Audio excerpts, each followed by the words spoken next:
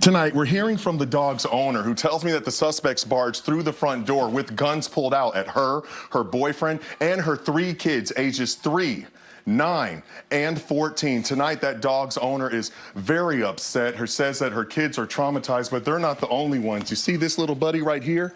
This is Mystery. The 3 French bulldogs belong to her, and her owner tells me that Mystery is really upset about what happened. You come right over here. Mystery's 3 young sons would be in this cage. They'd come out here in the living room and hang out, but her 3 sons are now gone, and she also wants them back.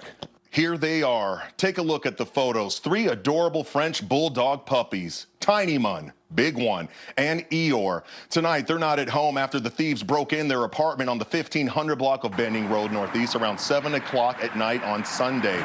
Investigators say once inside, again, the crooks threatened the dog's owners with the guns, demanded they give up the French bulldogs, and then they took off, running outside of the apartment building with the puppies. You're now going to hear exclusively from the dog's owner. She doesn't want to show her face out of fear of retaliation. When those 3 suspects, you say, barged into your apartment, what was going through your mind? I was scared and nervous, and I wanted to get my kids to safety as soon as possible. We have the pictures of the 3 French bulldogs. What's your concern tonight for them?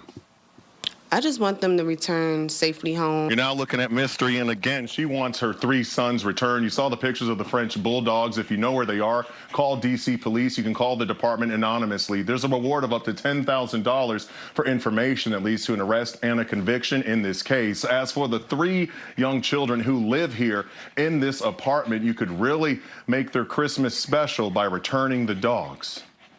In Northeast, I'm Shamari Stone. Back to you.